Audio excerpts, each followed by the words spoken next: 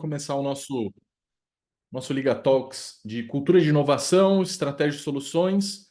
Faz parte de uma agenda da Liga para levar a educação para o mercado sobre gestão e governança de inovação.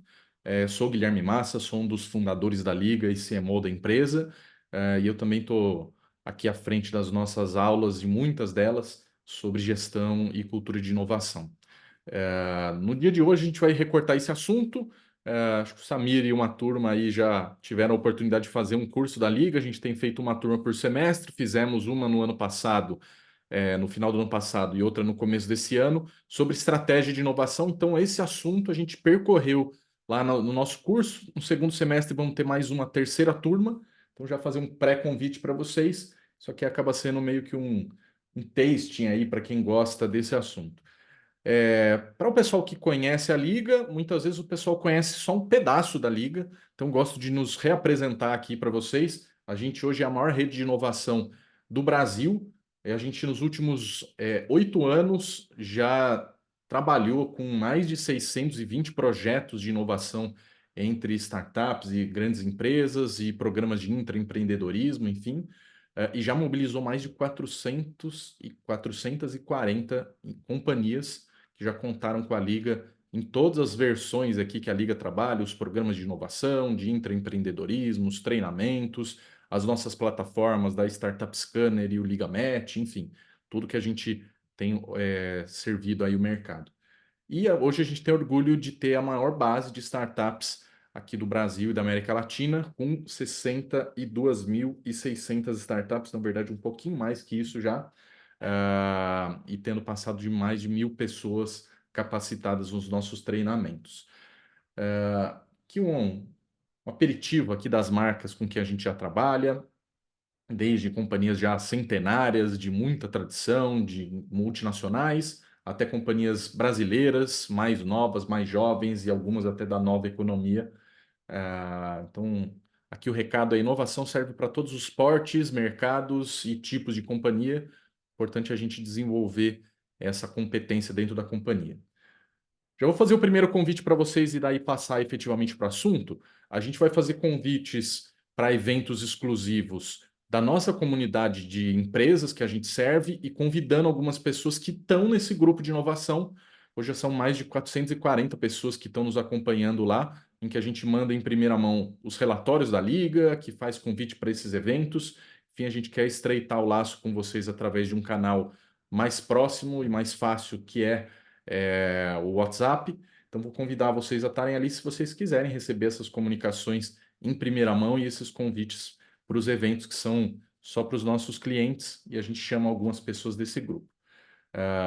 Tamires vai colocar depois o link aqui também no chat, se algum de vocês ou alguma de vocês estiver acompanhando pelo celular e não conseguir escanear aqui o QR Code. Vamos para o nosso assunto do dia aqui, que é cultura de inovação. E primeiro passo que eu quero percorrer com vocês sobre cultura de inovação é definir isso, né? Qual que é essa cultura? Tem muito assunto, assim, eu já tenho até mais material aqui para falar com vocês em futuras aulas, mas vamos tentar fazer um apanhado breve e bem objetivo do que é essa cultura. O que significa na prática ser inovador quando eu falo de cultura de inovação? Tem uma pesquisa da Anshan que eles apontaram que 38% das empresas somente considera que tem uma cultura de inovação madura, consolidada.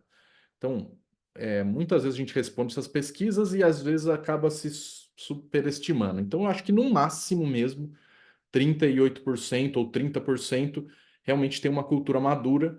E se a gente fosse aprofundar, fazer um assessment ali, um diagnóstico, a gente iria trabalhar com uma avaliação um pouco mais aprofundada desse material. Luciana pediu a palavra aqui, é isso?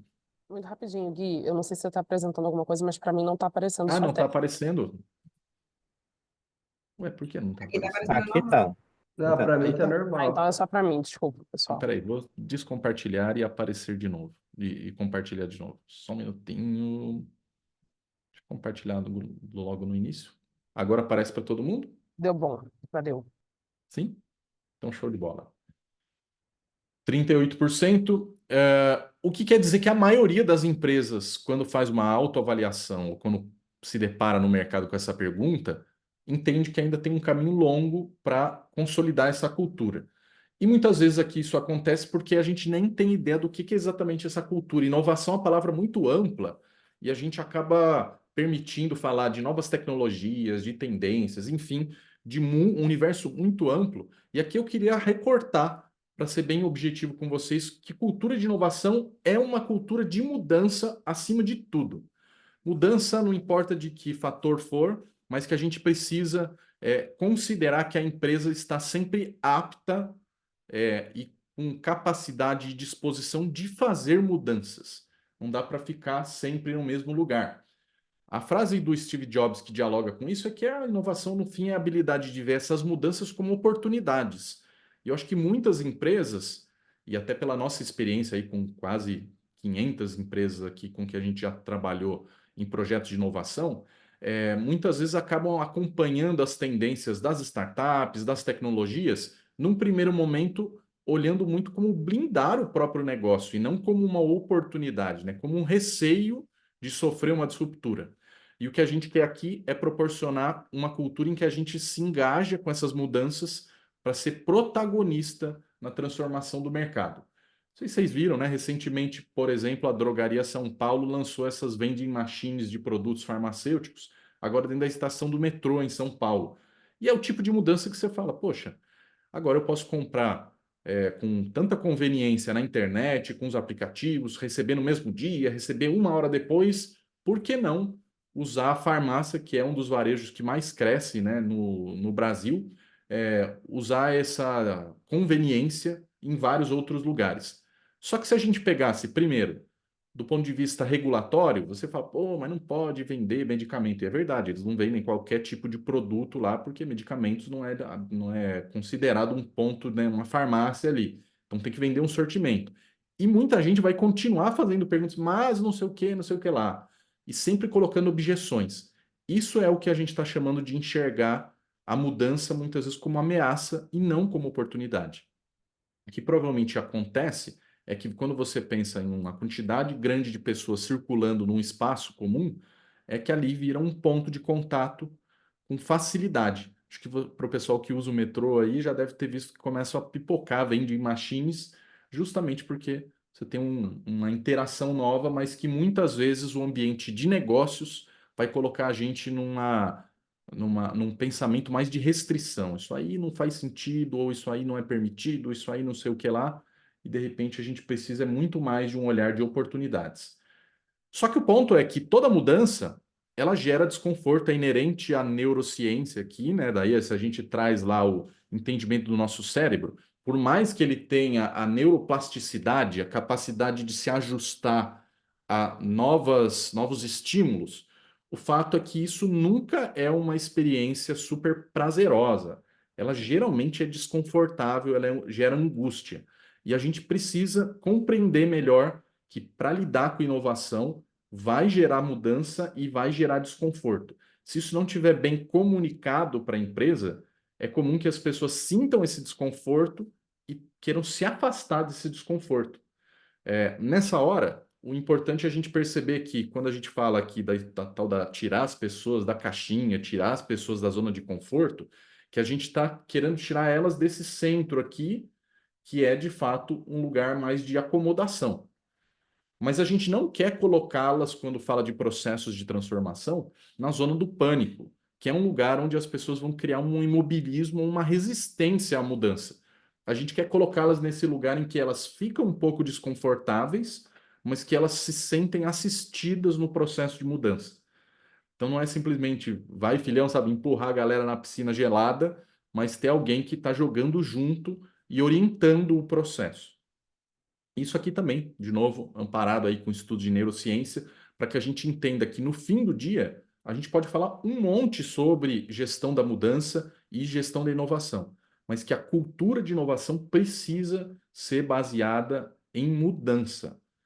Não vai ser simplesmente ver curiosidades, ver novas tecnologias, tá por trás o que nós vamos fazer com essas novas coisas que estão chegando. E a mudança ela vai gerar desconforto e o desconforto ele vai ter muitas camadas. Então, por exemplo, a gente vai falar muito de, cara, o lado racional, as dúvidas e incertezas que surgem quando aparece uma mudança, as reações que as pessoas têm, racionalmente falando. Então, cara, uma indefinição ou, cara, isso não vai funcionar, aqui não, isso é perda de tempo, porque as pessoas estão tentando racionalizar aquele desconforto porque elas não estão preparadas para aquela mudança. E daí, caminhos específicos, em geral, tem mais a ver com clarificação para onde a gente está indo. Apontar o horizonte de transformação e o benefício que aquilo vai trazer. Mas não fica só nessa primeira camada intelectual, desce um pouco aqui para o coração e vai para os sentimentos. Então, muito da mudança a gente tenta argumentar lá nos business plannings do lado racional, mas muitas vezes o processo decisório está no lado emocional. As pessoas têm medo, insegurança com a mudança. Mas o que vai acontecer comigo? Qual o poder que eu vou mudar, que eu vou perder ou que eu vou ter em choque ali, né, em conflito? Elas vão ter receio de uma rejeição ou numa postura de defensidade, de que você fala, puxa, se isso acontecer, eu acho que eu não vou ficar bem na fita.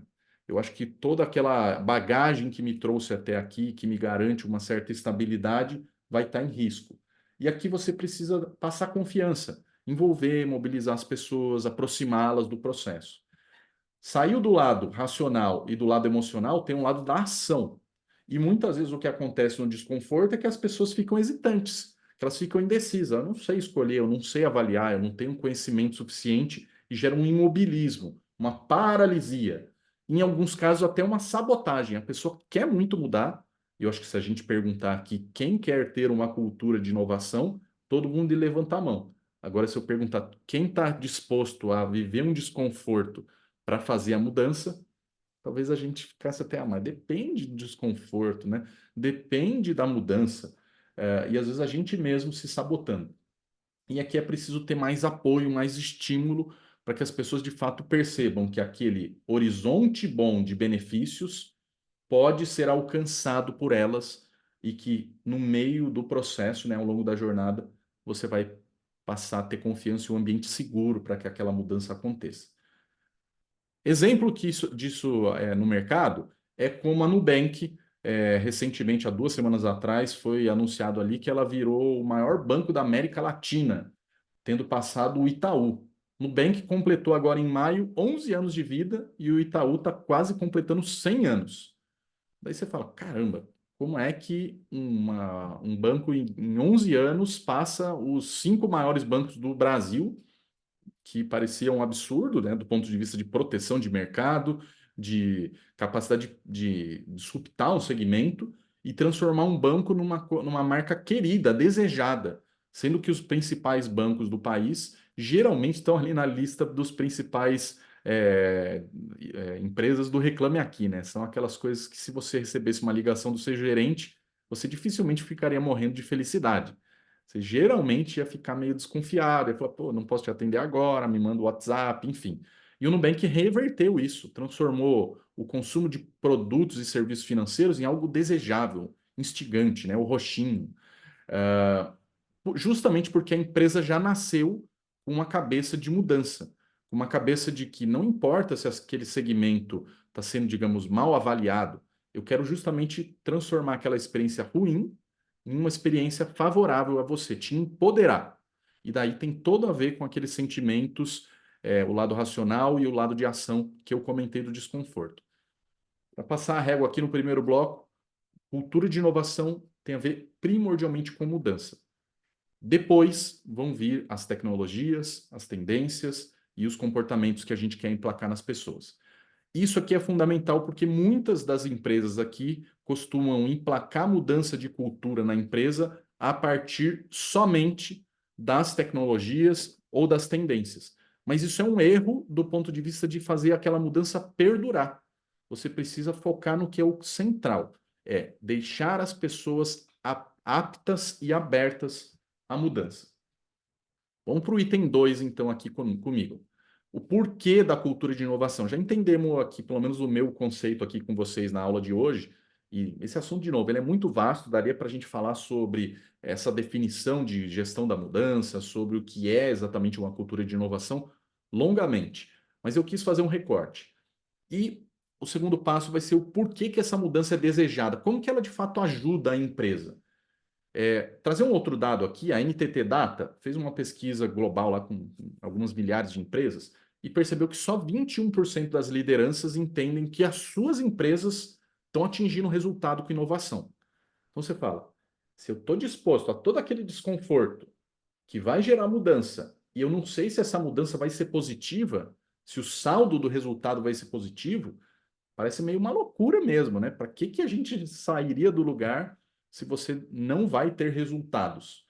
E muitas vezes o que acontece com as equipes de inovação é que elas vivem esse dilema aqui, ó. Do lado esquerdo, a relação delas com o board, no início da jornada, que é começou o ciclo estratégico, começou uma área de inovação, começou um projeto novo de transformação, uma tendência nova a ser atacada, e a liderança diz, cara, inovação é importante, cria lá um cargo, cria um time, uma squad, cria algum formato para a gente institucionalmente atacar a inovação.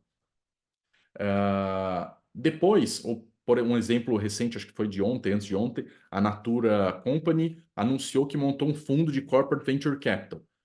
E já estava fazendo investimentos, já comprou startups, inclusive lá atrás, mas não tinha um fundo. Então, muitas vezes cara, preciso de uma área para institucionalizar aquilo. E criar esse ambiente, né, preparado é positivo. Mas em muitas ocasiões o que acontece é que não se explica direito o que se quer daquilo. Não estou dizendo o caso da Natura, porque é recente, então ainda vamos esperar aí os próximos passos. Mas nos times de inovação é muito comum que não se explique bem o que querem. Simplesmente passa um briefing que é: vai lá e inove.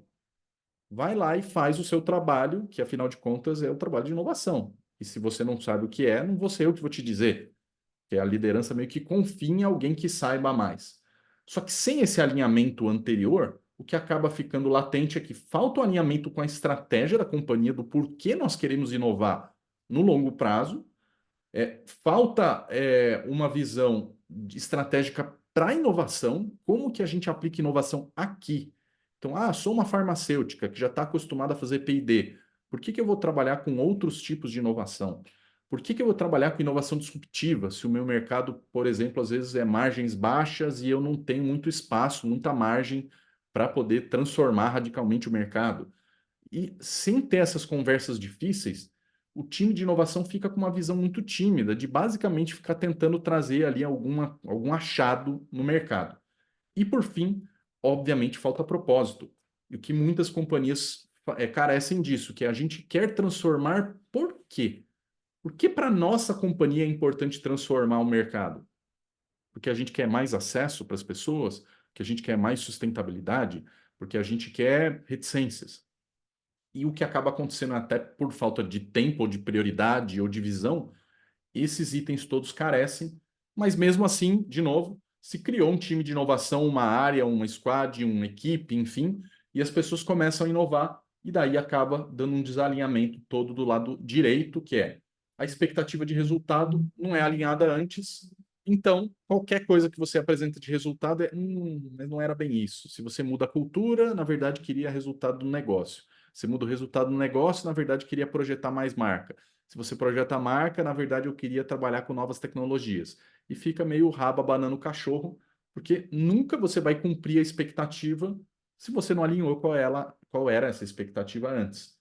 O segundo ponto é que muitas empresas verbalizam isso, que querem ter soluções disruptivas, que vão pensar no futuro. Só que, na verdade, na prática, elas não têm nenhum projeto de grandes transformações. Ela quer, na verdade, é tirar mais leitinho da vaca e, em vez de criar novos mercados. Isso muitas vezes fica latente porque o budget para essa transformação acaba sendo pequeno, muito tímido. E, cara, não existe processo de grandes disrupturas em que você investe pouquinho. Ele é um processo continuado e que você vai exigir esforço, inclusive financeiro. E, por fim, as empresas acabam confundindo o que é transformação digital, o que é digitalização e o que é inovação. Guilherme, mas essas coisas não têm uma sobreposição? Tem um lugar ali que elas coexistem. Mas quando eu falo digitalizar, pode ser só transformar o papel em uma planilha, ou uma planilha em um BI, ou um BI em um data lake, e, enfim. Quando eu falo de transformação digital, eu coloco o cliente mais no centro, a partir de criação de novas soluções, e a inovação ela pode ter um monte de outras coisas, inclusive tirando a tecnologia de lado, ou o digital de lado. Então é preciso entender o que se quer. Tanto é que muitas empresas hoje já têm falado, não, nós já fizemos a transformação digital. O que falha até no conceito, porque a transformação digital não tem um ponto de chegada. Ela é um contínuo. Então, aqui o que eu quero dizer com vocês é, no slide anterior já mostrei que as lideranças não estão tendo resultado e não estão tendo resultado porque vivem esses problemas. Se vivem esses problemas, nós precisamos aqui interpretar o que é resultado para a inovação. E resultado para a inovação, inclusive, tem um bloco aqui do nosso Canvas de resultado que é específico para a cultura, porque ele é um viabilizador de outros resultados. Pensa nesse Canvas como, se a gente falar de ter resultado em inovação, é um desses 4 quadrantes que você vai posicionar e que cultura de inovação ele é ao mesmo tempo um resultado, ele é o fim da história, ter uma cultura inovadora, mas ter uma cultura inovadora te permite ter resultados nas outras frentes. Fica fácil de entender, né? Times com novas competências geram mais resultados nos produtos. Times com uma cultura empreendedora trabalham com oportunidades estratégicas novas, novas tecnologias e espaços. Times que criam novos produtos posicionam a marca como uma marca inovadora, desejada, sexy. Enfim, todos esses resultados aqui, eles colaboram para os demais. E não existe nenhuma empresa no mundo que fale assim: nós temos uma cultura de inovação de fato estabelecida que não busque resultados nesses 4 quadrantes. Então aqui eu vou fazer a minha primeira pergunta para vocês, que é, vai aparecer no chat aqui para vocês, no chat não, no pop-up aqui na enquete para vocês responderem. Qual desses 4 quadrantes é prioridade hoje para você na sua empresa em 2024? Vou voltar aqui, ó, produtos e operações, visão estratégica, cultura ou marca. Vou dar uma pista aqui para os times de inovação. Se a sua prioridade estratégica é trabalhar com IA e você não sabe nem direito para quê, provavelmente é visão estratégica, porque aqui, ó, tem que trabalhar com novas tecnologias. Deixa a galera aqui ir votando.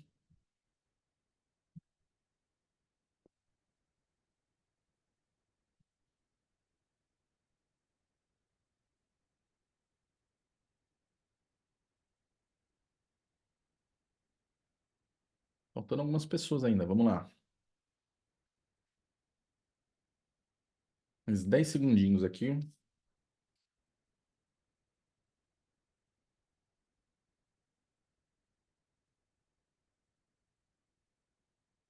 Beleza, vamos lá, vamos encerrar a enquete aqui e daí a gente vê os resultados aqui com vocês. Olha só, a maior parte esmagadora, mas metade da galera aqui, a prioridade um é produtos e operações, ou seja, resultado de receita, de custo, de satisfação do cliente. E geralmente é o lugar principal, é meio o começo e o final da história aqui, né? A empresa querer gerar resultado financeiro.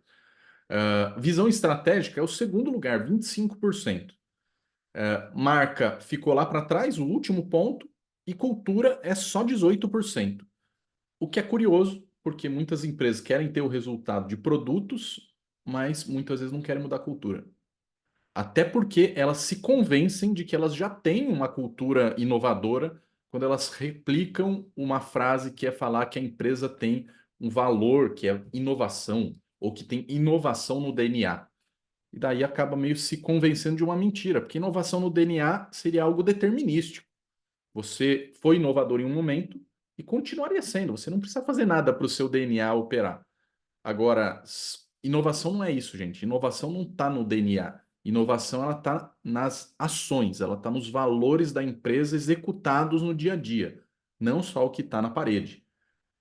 Então, aqui acho que o meu convite a vocês é: se a prioridade um e 2 aqui é produtos e visão estratégica, como que vocês aumentam a relevância de cultura de inovação para ser um viabilizador de mais resultados em produtos e operações, dado que a pesquisa no mercado aí global aponta que os líderes não estão satisfeitos com os resultados em inovação. Vamos seguir aqui a apresentação. Quando a gente fala de cultura de inovação, estratégia de inovação, são alguns blocos que a gente tem que percorrer, na verdade, três deles. O primeiro deles é portfólio, em que você fala do seu funil de projetos, como que ele está do ponto de vista de cobertura de todos os horizontes de inovação, da governança do funil e da alimentação desse funil em vários dos estágios.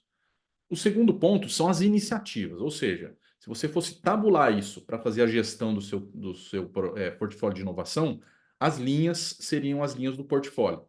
E as iniciativas é uma segunda coluna que é as ferramentas que te ajudam a gerir cada um daqueles projetos. Então, por exemplo, eu tenho um programa de inovação aberta e vários projetos dentro dele. Eu tenho um programa de intraempreendedorismo e vários projetos dentro dele. Então, eles são meio que as suas tags ali, os seus agrupamentos, as ferramentas que criam um contexto para aqueles projetos serem gerenciados. Um fast track para os projetos acontecerem, a mobilização das pessoas, uma forma de avaliação, enfim, tem muitos elementos de iniciativas. Tem iniciativas para dar vazão em todos os horizontes? Eu consigo avaliar o resultado dessas iniciativas e elas geram valor? Quando eu tenho um CVC, por exemplo, quando eu tenho um Corporate Venture Building, eu consigo avaliar, eles geram valor e como? Quais daqueles resultados que eu quero alcançar? E como que essas iniciativas se conectam? Eventualmente, elas trabalham junto, elas têm uma sinergia ou elas estão muito independentes? E por fim, e não menos importante, que é o foco aqui no da nossa aula de hoje, é a cultura, que ela é o viabilizador que permeia aquele portfólio e as iniciativas. Se a liderança apoia e se engaja, ou se ela simplesmente deixa vocês lá para fazer, como as outras áreas e o restante da companhia participam dessa mudança e como replicar as boas práticas. São esses três blocos. A gente poderia falar das más práticas para todos eles, mas isso aqui eu vou trazer numa próxima aula que não daria tempo em uma hora. Vou focar de novo na cultura. E aqui o foco é sonho e realidade. Como que é hoje? Quando eu falo da cultura, muitas vezes é uma cultura engessada. Todo mundo aqui que trabalha em ambiente corporativo, pela minha bagagem, vai comentar isso. Pelo menos a maioria. Vai falar, putz, aqui é um pouco difícil. Aqui os processos às vezes são demorados, as aprovações não são tão rápidas, a gente conseguir a agenda das lideranças demora, enfim. Ah, e é o que eu brinco aqui do largados e pelados, né? É o pessoal, tá aí, vai lá, inove. Daí você fala, mas preciso de recurso, preciso de mobilizar as pessoas, preciso de agenda. Não, isso não pode ter. Eu achei que você ia fazer sozinho. Eu achei que não ia dar tanto trabalho. Eu não achei que você queria independência. Mas não é essa a lógica, né? Inovação sem respaldo não funciona assim. Tem as barreiras internas que muitas vezes elas vetam ou bloqueiam, atrasam a mudança.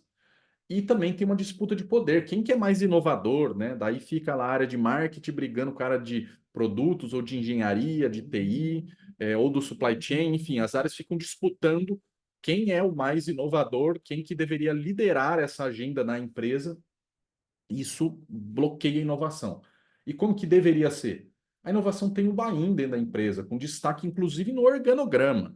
Então, vamos lá, se você colocou lá atrás que a tua empresa estaria, né, na resposta de tem uma cultura madura, é porque no ambiente de design organizacional ela inclusive tem espaço com destaque no organograma. Não, aqui a gente nem tem uma equipe. Então me desculpa.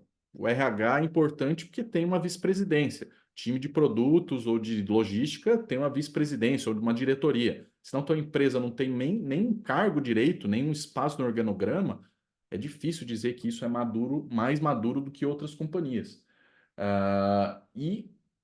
Inclusive, tem uma disseminação por toda a empresa, ou seja, tem sim um time que centraliza as práticas e ajuda na governança, mas todo mundo trabalha em inovação dentro das suas áreas. E para isso também tem os que a gente chama de fast tracks, né? Tem formas ali nas áreas de suporte para facilitar no RH, no financeiro, no compras, no jurídico, na TI, enfim, nas áreas de apoio, elas têm fast tracks para viabilizar a inovação com mais rapidez. E, inclusive, reconhece quem faz. Aqui, a segunda enquete, para a gente seguir aqui a nossa apresentação, qual dessas camadas da estratégia de inovação você tem mais dificuldade hoje? Na gestão do portfólio, nas iniciativas ou na cultura? Vai aparecer a segunda enquete aqui para vocês.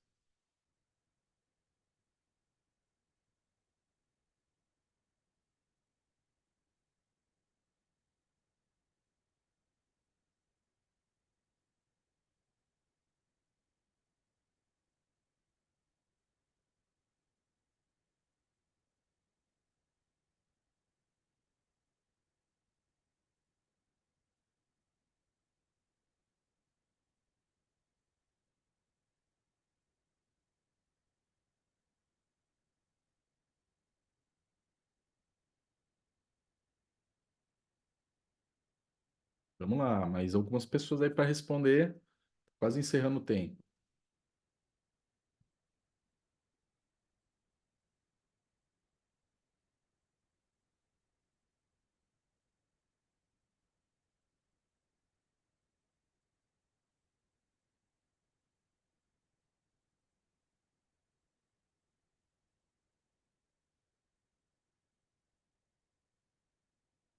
Vamos encerrar aqui então. Olha lá, a maior parte da galera quer ter resultado, como a gente falou lá anteriormente, em operações, em produtos, mas quando a gente fala de onde dói para gerir inovação, geralmente é a cultura, né? Então, assim, você pode ter um monte de projetos, pode ter um monte de iniciativas que suportem os projetos, mas geralmente a coisa está apertando mesmo o calo na cultura. Por isso eu falei na questão do resultado dele ser encarado, a parte de cultura, como um objetivo, o fim da história, mas também um viabilizador. Então, que bom que é o principal ponto. Espero que a aula aqui de hoje, né, o Liga Talks de hoje, esteja sendo positiva aí para vocês. Ele é um primeiro de várias aulas que a gente quer fazer desse assunto aqui também, tá? Vamos para o terceiro bloco, são 4 ao todo. Como que será essa cultura? A gente vislumbrar, lembra que eu falei lá do processo de mudança? Processo de mudança no lado racional, o principal artifício ali que a gente usa para fazer essa gestão de mudança é desenhar para as pessoas como vai ser a vida delas. É o famoso teste do espelho, sabe? Quando você vai na uma loja e vai provar a roupa e vê lá no espelho e fala, pô, vou ficar bonito assim, né? Vai no provador. Então, é meio esse exercício aqui, é como vai ser a mudança. Para onde que a gente está indo? Então, vou separar isso em 3 camadas aqui. A mudança de cultura do ponto de vista dos projetos. 3 características que mudam. A primeira delas é você precisa de um portfólio.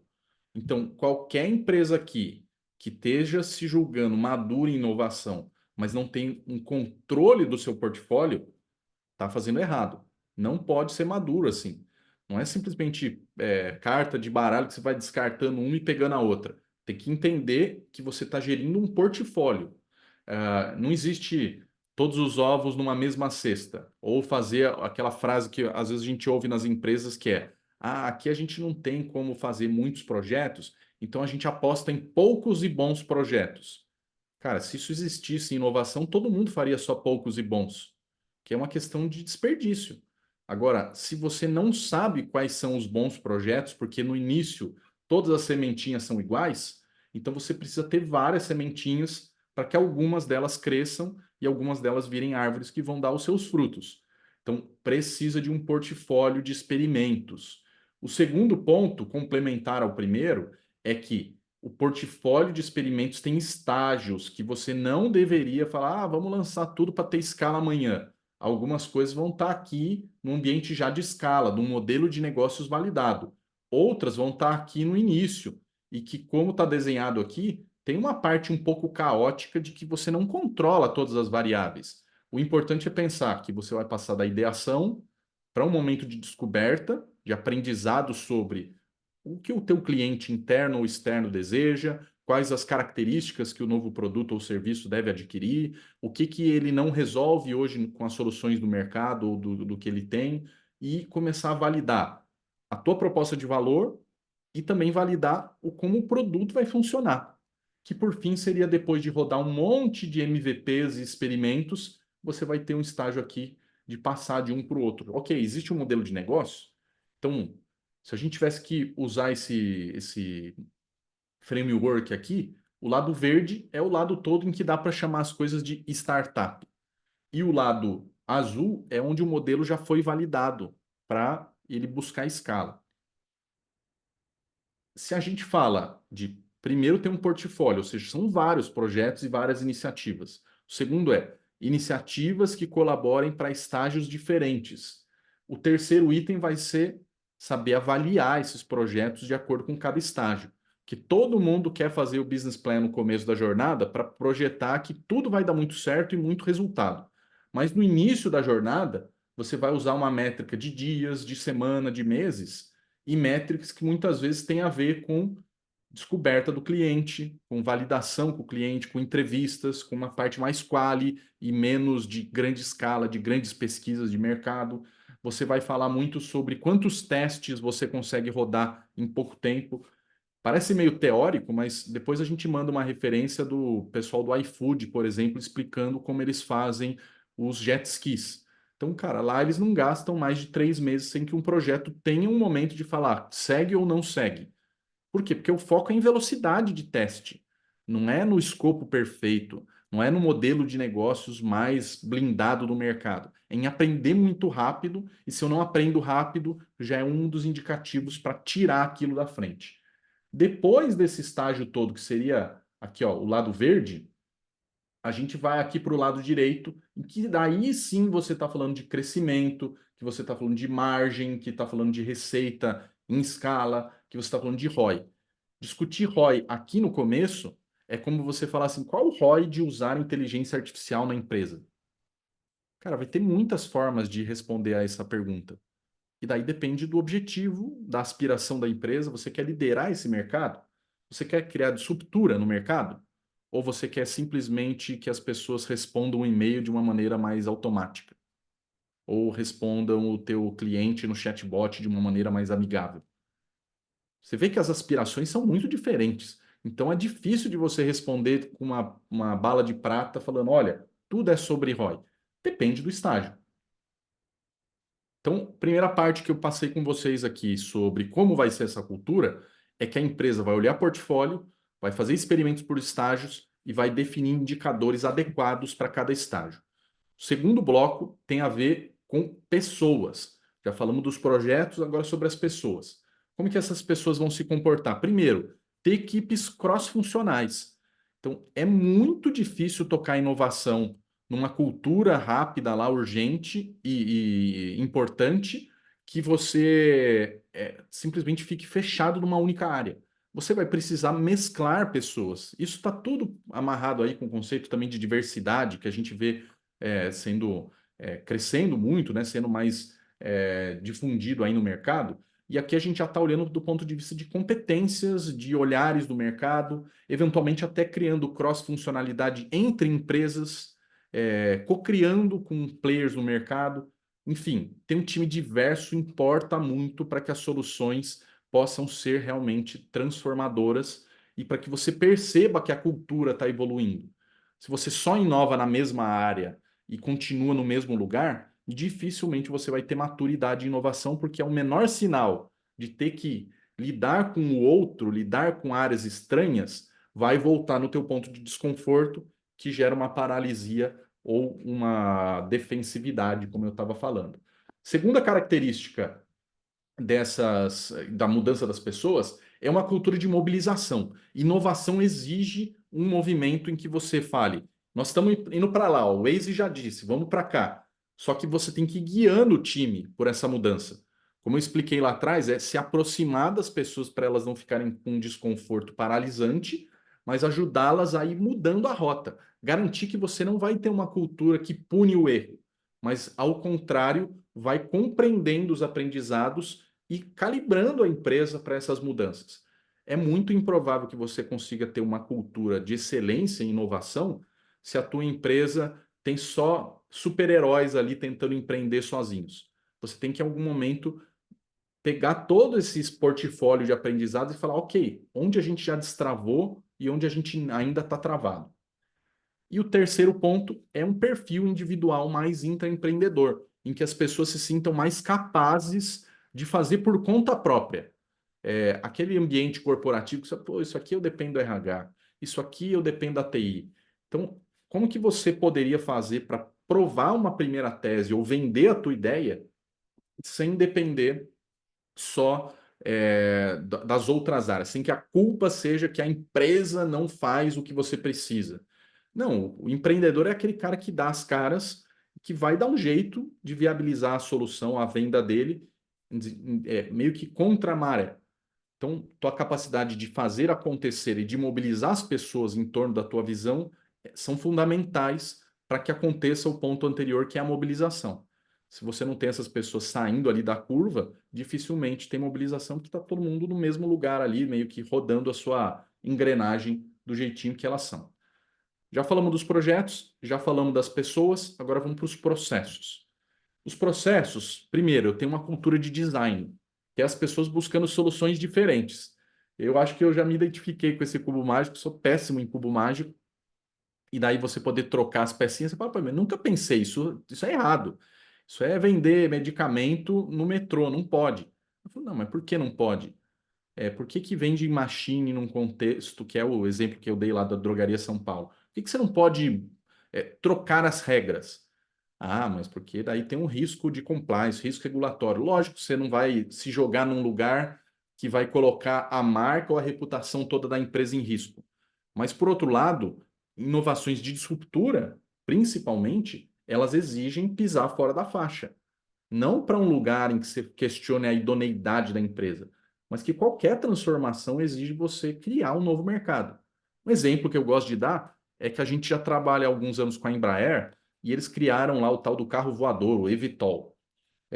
Mesmo que eles criem o produto funcional já, está em fase ainda de prototipação, né, de desenvolvimento, ele não está regulado pela ANAC.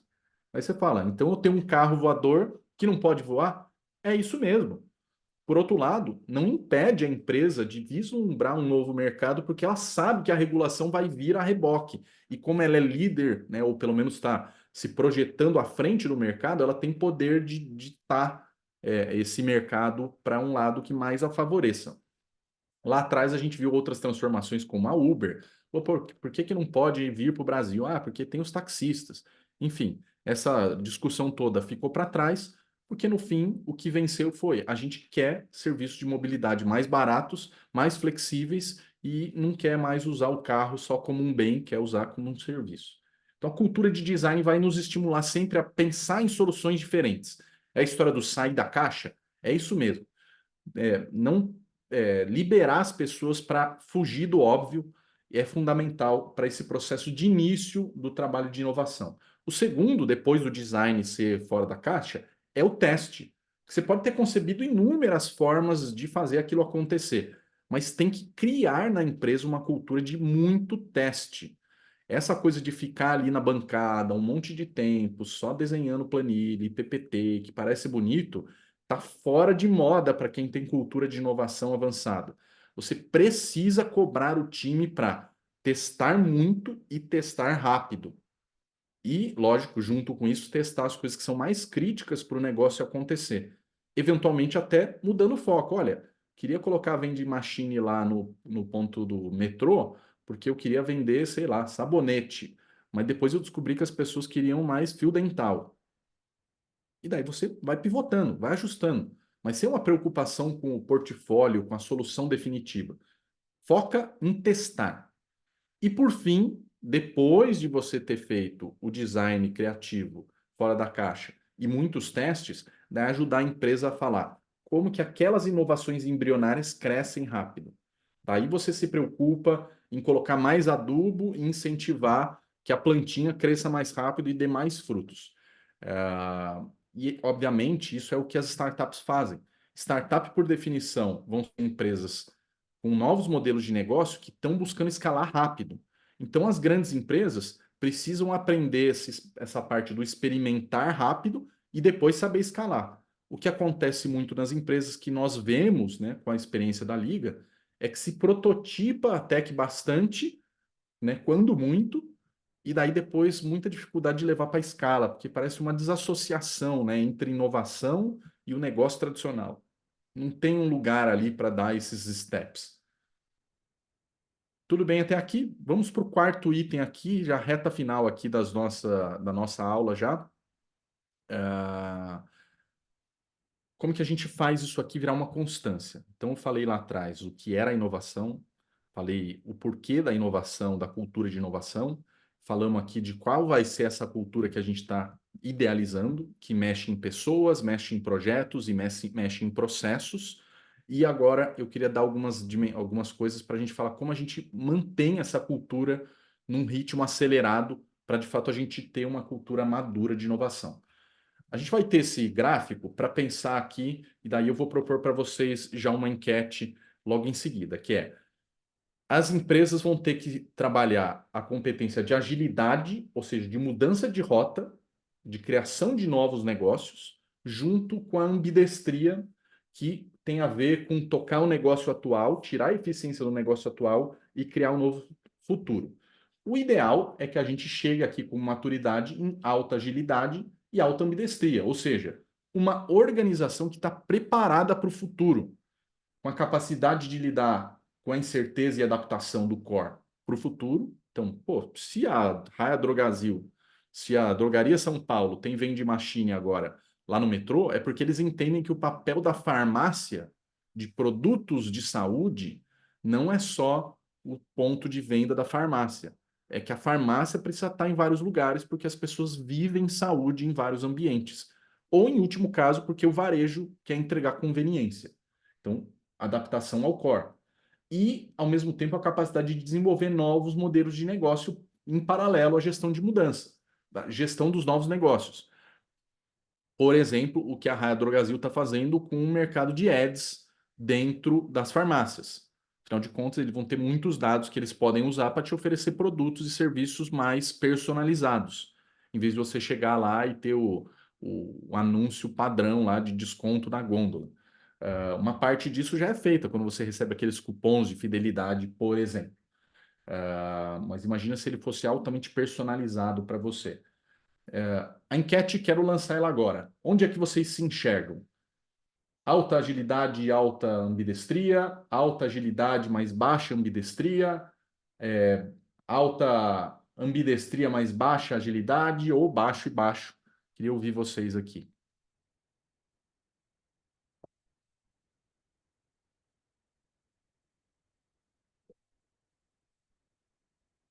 Revisitando, agilidade, mudança em cima do que você já tem de core, ambidestria, tocar o novo e o atual ao mesmo tempo.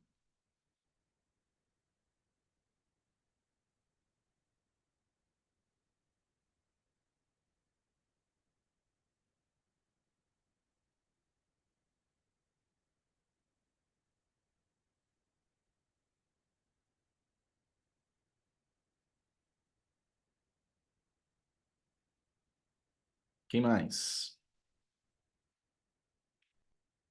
Dou-lhe uma, dou-lhe duas, dou-lhe três. Deixa eu encerrar aqui.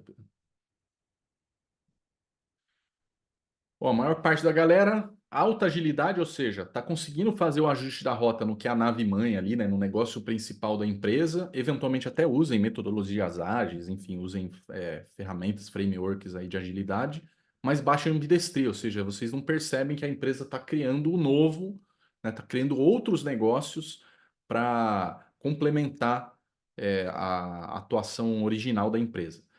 O segundo grupo pensa o contrário, baixa agilidade, mas alta criação do novo. A gente consegue ali ser um pouco mais firme em criação de novos negócios, mas não necessariamente é tão bom em manejar o negócio atual. E 10 e 14% ali, 14% tá daquele momento de chorar, né? Daí depois você desliga aqui e marca um a um ali com o teu chefe, baixa agilidade, baixa ambidestria, e 10% que já se vê naquele lugar dos sonhos ali de alta agilidade e alta ambidestria. Muito legal. Depois eu vou pegar aqui o contato de quem colocou alta agilidade e alta ambidestria para a gente trocar umas figurinhas. Para a gente encerrar nosso Liga Talks e abrir aqui para considerações, perguntas, enfim, eu queria sinalizar que para a gente ter alta agilidade e alta ambidestria, a gente precisa de três componentes para a liderança. Primeiro, que ela seja um guia estratégico. O que importa para a gente, o que realmente importa. E não simplesmente deixar o pessoal solto. Lembra que eu falei lá atrás que muitas vezes os times são convidados a trabalhar com inovação, mas recebem pouca orientação, pouco propósito, pouco alinhamento com a estratégia atual e sem uma estratégia de inovação. Então a liderança precisa ser um guia estratégico. É quase como aquele conselheiro da empresa que vai orientando. O segundo é sim garantir que vai ser feita uma gestão de portfólio, porque o resultado só deve ser feito, a avaliação à luz do portfólio.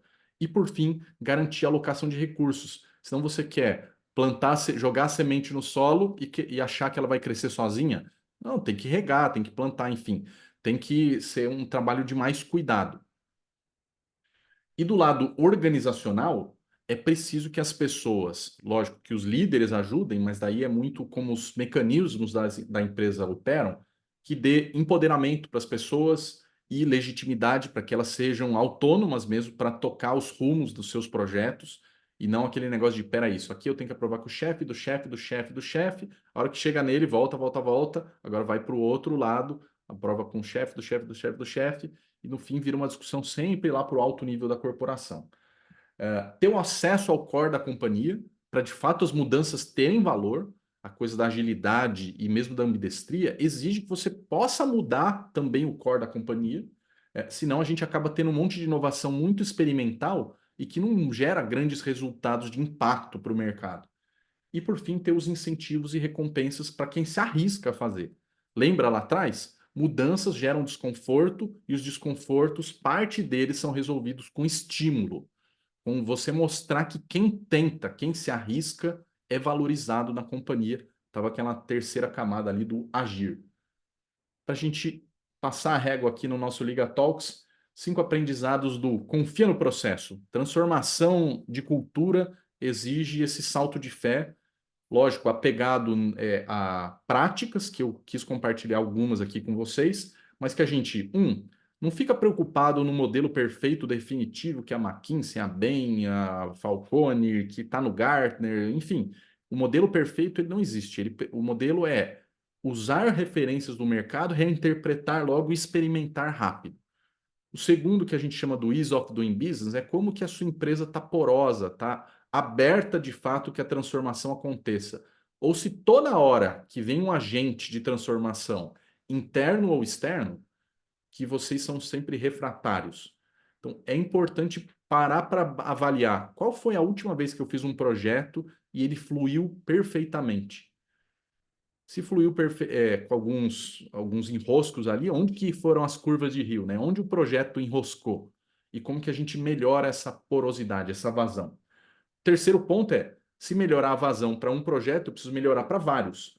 E o ROI só vem do portfólio. Não existe gestão da inovação olhando individualmente os projetos. A gente até vai olhá-los, mas o resultado mesmo tem que vir do portfólio. Como faria um fundo de venture capital? Ele aposta em vários, alguns vão ter muito sucesso, outros vão ficar pelo caminho.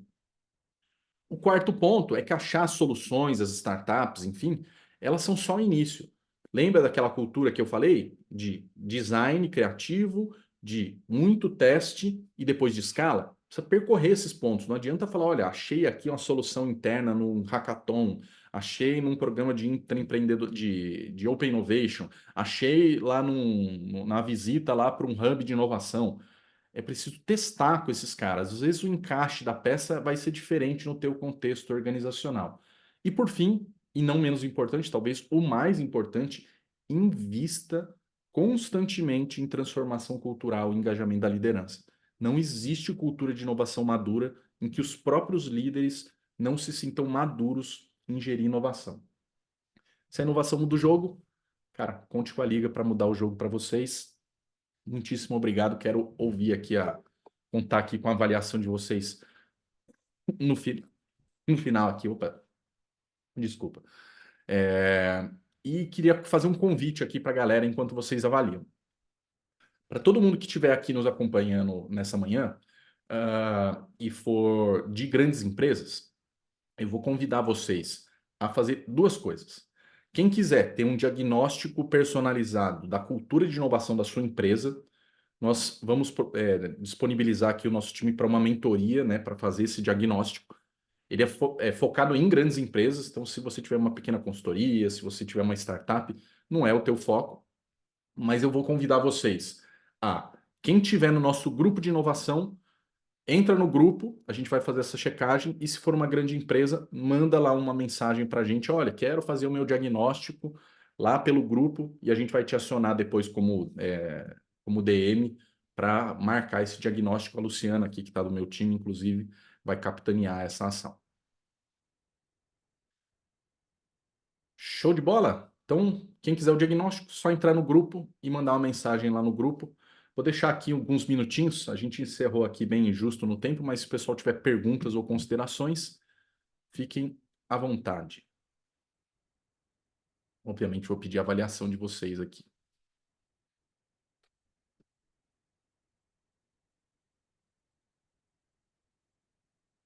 É isso, galera. Então tá joia. Obrigado aí pela manhã de todo mundo. Os contatos já compartilhei aqui no início e vocês também podem continuar seguindo a Liga aqui para os próximos Liga Talks. Grande abraço, boa semana para todo mundo.